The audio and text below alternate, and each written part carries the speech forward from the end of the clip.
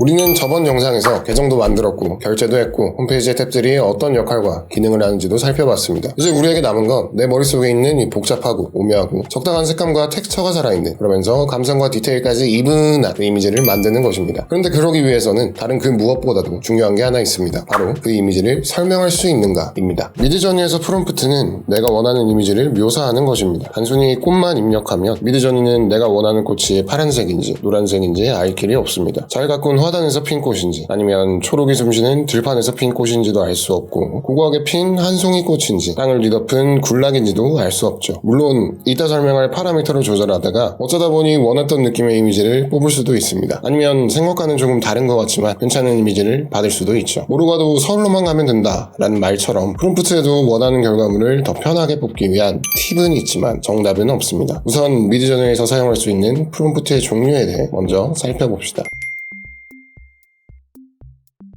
미드저니는 우리가 프롬프트 하면 딱 떠오르는 텍스트 프롬프트, 다른 이미지를 활용한 이미지 프롬프트, 그리고 결과물에 보다 직접적인 영향을 미치는 파라미터를 조합해 이미지를 생성합니다. 텍스트 프롬프트와 이미지 프롬프트는 각각 따로 사용할 수도 있고 혹은 함께 작동할 수도 있습니다. 그럼 먼저 텍스트 프롬프트부터 살펴볼까요? 우리에게 가장 익숙한 프롬프트인 텍스트 프롬프트는 다른 생성형 AI에서 사용하는 텍스트 프롬프트와 마찬가지로 미드저니 역시 내가 원하는 것을 상세하게 작성해야 합니다. 그러니까 이미지 생성형 AI인 미드저니에서는 내가 생각하는 이미지를 묘사하는 것이죠. 일반적으로 텍스트 프롬프트를 작성할 때 원하는 이미지를 뽑아내기 위해서 내가 원하는 주제와 장면, 장면 속 디테일, 그리고 추가 효과, 이렇게 세 가지 요소를 삽입해 프롬프트를 구성하는 것이 좋다고 알려져 있습니다. 한 문장에 다 때려박아도 되고 아니면 적당히 끊어서 넣어도 괜찮습니다. 더 간단히 말하면 내가 원하는 이미지에 어떤 게 들어가야 하는지를 프롬프트로 제시해줘야 합니다. 우리말로 표현하면 이런 느낌일 거예요. 여기에는 장면 묘사, 장면 속 디테일, 그리고 내가 원하는 효과가 모두 들어가 있습니다. 그런데 문제는 미드저니는 한국어를 모른다는 것입니다. 영어밖에 모르는 미드저니를 위해 저처럼 평범한 사람들은 내가 생성하고 싶은 프롬프트를 번역기나 GPT 등을 활용해 영어로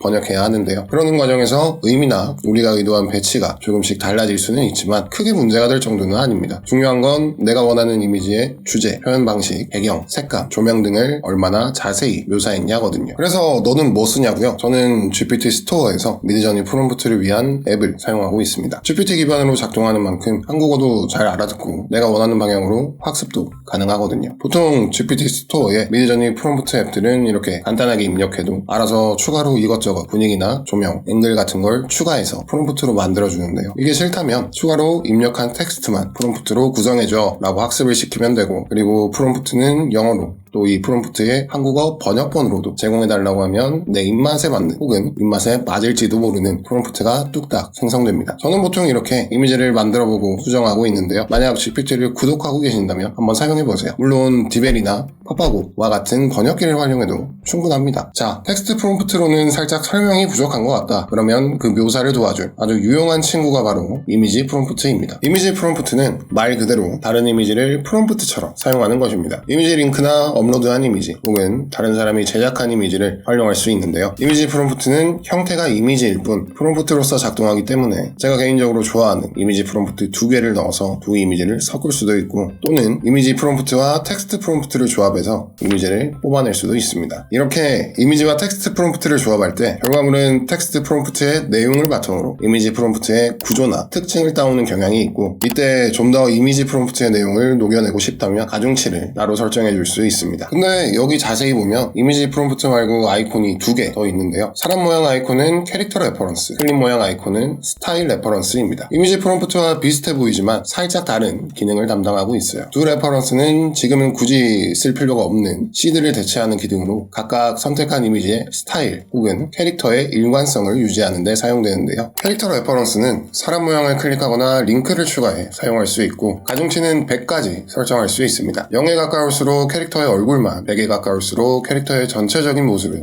따와요. 스타일 레퍼런스는 클립 모양이나 링크를 추가할 수 있고 가중치는 1000까지 설정할 수 있습니다. 게다가 스타일 레퍼런스는 여러 이미지를 사용할 수도 있답니다. 셋 다 이미지를 활용하기 때문에 비슷해 보이지만 하지만 그래도 각각 특별한 차이점이 존재합니다. 사실 말로 설명하는 것보다는 보는 게 빠르겠죠. 아까 생성했던 말을 탄 기사 프롬프트와 익스플로어 탭을 돌아다니다 준 깔롱 죽이는 이미지를 넣어봅시다. 이렇게 보니 이미지 프롬프트나 두 레퍼런스가 어떻게 작동하는지 알 수 있겠죠. 이미지 프롬프트는 이미지의 구조를, 스타일 레퍼런스는 이미지의 색감을, 캐릭터 레퍼런스는 이미지 속 캐릭터를 따오는데요. 그리고 이미지를 기반으로 한 이 세 기능은 동시에 사용할 수도 있답니다. 또는 한 이미지에 세 기능을 모두 켤 수도 있는데요.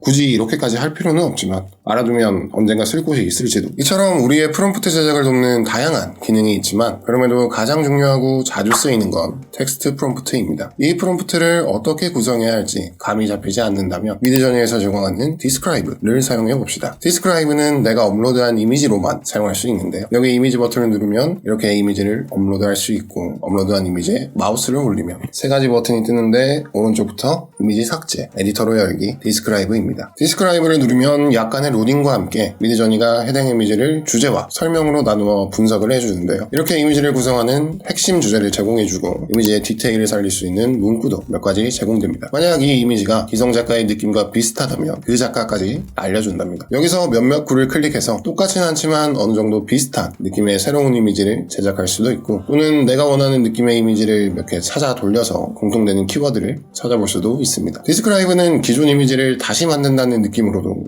사용할 수는 있지만 그거보다는 공부를 한다는 의미로 사용해보는 걸 추천합니다. 아무리 저거 눌러도 똑같은 이미지는 안 만들어지거든요. 자, 그럼 여기까지 다시 한번 정리해볼게요. 미드저니의 프롬프트는 내가 원하는 이미지를 자세하게 설명하는 것을 말합니다. 이때 내가 원하는 장면, 디테일, 효과로 구분하면 더 편하게 프롬프트를 작성할 수 있고 여기에 이미지 자체를 활용할 수 있는 다양한 옵션도 있고 각각의 결과물에는 이러한 영향을 미쳐요. 프롬프트나 묘사를 더 공부해보고 싶다면 이미지를 업로드해서 디스크라이브를 사용해볼 수 있습니다. 여기까지 우리는 미드저니의 프롬프트에 대해 알아봤습니다. 프롬프트만으로도 이미지를 만드는 데는 문제가 없지만 미드저니의 장점은 더 세밀한 조작이 가능하다는 점인데요. 그러기 위해 우리는 프롬프트뿐만 아니라 결과물에 막대한 영향을 끼치는 파라미터와도 친해져야 합니다. 사실 아까 소개한 스타일 레퍼런스나 캐릭터 레퍼런스도 따지고 보면 파라미터 중 하나랍니다. 파라미터는 기본적으로 프롬프트 뒤에 하이픈 2개로 표현을 하는데요. 미드저니에서는 특히 자주 사용되는 파라미터를 이렇게 프롬프트 창 옵션에서도 조절할 수 있습니다. 여기 있는 파라미터만 잘 사용해도 사실 이미지를 만드는데 큰 문제는 없습니다.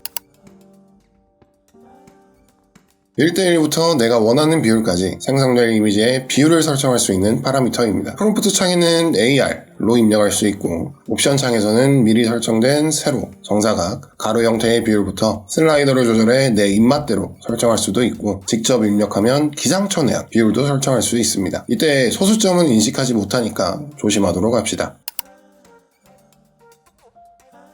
결과물을 제작할 모델을 설정할 수 있는 파라미터입니다. 먼저 모드입니다. 스탠다드와 로우 모드가 있는데 기본 옵션은 스탠다드입니다. 로우를 입력해 로우 모드를 선택할 수 있고 아니면 옵션에서 클릭으로 왔다 갔다 할 수 있습니다. 스탠다드는 결과물에 미드저니만의 자동 미화가 추가되고 반대로 로우는 결과물에 미드저니의 자동 미화를 배제하는데요. 그래서 스탠다드는 일러스트나 포스터처럼 시각적으로 보다 깔끔하고 예술적인 결과물을 원할 때 사용하면 더 좋은 결과물을 뽑을 수 있고 로우는 사진처럼 최대한 사실적인 느낌을 원할 때 사용하면 좋습니다. 그 아래에서는 미드저니의 초창기 모델부터 최신 모델까지 이미지를 생성할 모델을 설정할 수 있습니다. V 모델을 입력해도 되고 이렇게 옵션에서 조절해도 됩니다. 일반적으로 기본값인 최신 모델 그리고 애니메이션 느낌에 특화된 니즈 모델 외에는 이전 모델을 사용할 일이 크게 없긴 합니다. 진짜 기괴한 걸 원한다면 이전 모델을 사용해보는 것도 좋을지도. 마지막은 퍼스널라이저입니다. 미리 학습시킨 스타일을 결과물에 반영할지 말지 결정하는 파라미터인데요. 저번 영상에서 설명했듯 옵션을 눌러도 되고 P를 입력해도 됩니다. 개인화의 깊이가 깊어질수록 생각보다 끄고 킬 때의 차이가 명확하기 때문에 무작정 키고 사용하기보다는 껐다 켰다를 반복해보면서 결과물을 확인해보세요. 만약 내가 사실적인 이미지만 생성하고 싶다 그러면 로우 모드의 6.1 버전 퍼스널라이즈 오프로 설정해두면 딱히 건들 일이 없긴 합니다.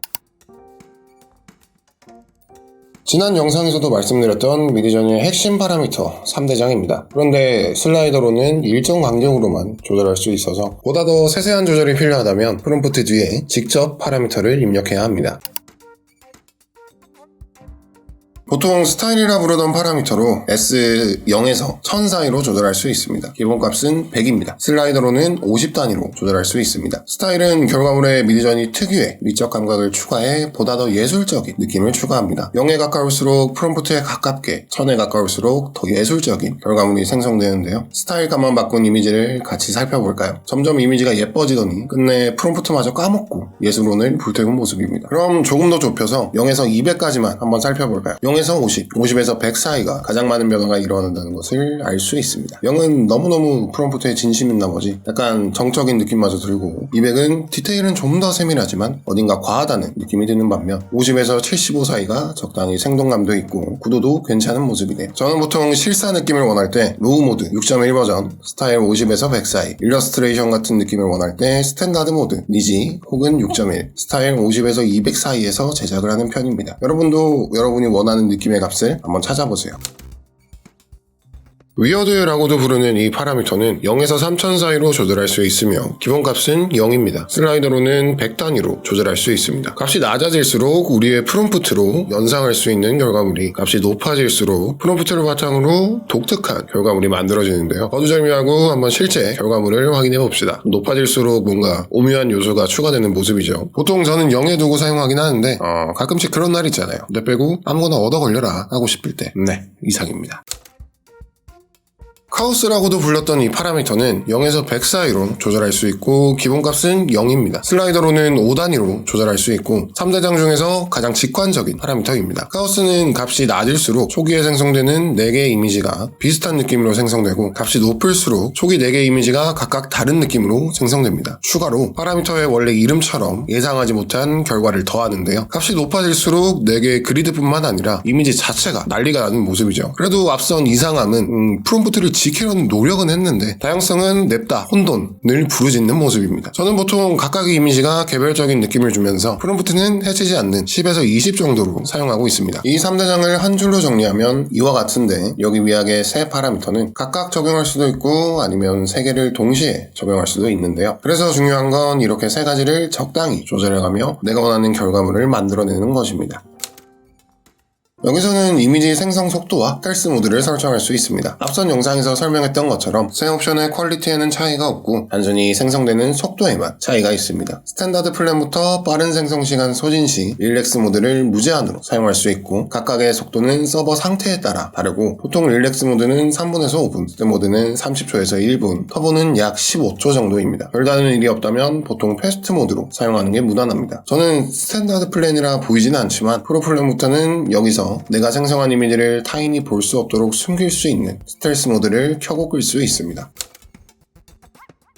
미드저니에는 이렇게 굳이 타이핑하지 않더라도 마우스로 딸깍할 수 있는 파라미터 외에 더 많은 파라미터가 존재하는데요. 알아두면 분명 쓸모가 있을 파라미터만 잠깐 소개해드리겠습니다. 결과물에 해당 요소를 배제해달라고 요청하는 파라미터입니다. 미드저니는 프롬프트에 들어간 모든 걸 생성하고자 하기에 내가 아무리 프롬프트로 사과는 빼고 라고 작성해도 오히려 인간이 프롬프트에 사과를 넣었다 하면서 사과가 들어가게 되는데요. 이때 파라미터를 사용해 NoApple을 추가하면 해당 주제만 쏙 빠진 결과물이 생성됩니다. 뒤에서 설명할 리믹스나 에디터에서도 자주 사용하는 파라미터니까 꼭 기억해놨다가 써먹어보세요. 같은 작업을 몇 번 반복할지 결정하는 파라미터입니다. 사용 중인 요금 플랜에 따라 반복 가능한 숫자가 다른데요. 이미지에 독창성을 추가해주는 이상함이나 그리드의 개별성을 추가해주는 카오스 값을 높인 채 사용하면 같은 프롬프트와 파라미터로 별다른 추가 행동 없이 이 중에 네 취향이 있겠지 할 만큼 많은 이미지를 뽑아볼 수 있습니다. 하지만 그만큼 생성 시간이 차감되니까 조심하시길 바랍니다. 타일처럼 반복되는 문이나 형상을 만들고 싶을 때 사용하는 파라미터입니다. 이렇게 생성한 이미지를 패턴 제작 사이트 등에 넣으면 끝. 특수한 목적이 있다면 한번 사용해보세요. 이름만 보면 생성한 이미지의 해상도를 결정하는 것처럼 보이지만 사실 생성 속도와 약간의 디테일을 결정하는 파라미터입니다. 저는 따로 건드리지 않고 기본값으로 사용 중인데요. 진짜 나는 1초 1초가 너무 소중하다 그러면은 0.5로 낮춰 사용하는 것도 좋을지도. 여기까지 미드저니에서 이미지를 생성하는 데 필요한 프롬프트와 파라미터에 대해 소개해드렸습니다. 이제 시간만 있다면 살짝 조절해가면서 내가 원하는 이미지를 뽑아낼 수 있을 텐데요. 하지만 아주 약간만 수정하면 될 것 같은데 다시 생성하자니 비슷하긴 해도 똑같지는 않을 것 같은 그 찰나의 아쉬움이 있을 때 미드저니에는 그런 우리를 위한 보다 더 세부적으로 조정할 수 있는 다양한 옵션이 준비되어 있습니다. 근데 그건 다음에 합시다. 여기까지 한번 해보면 머리 아프니까. 그럼 안녕.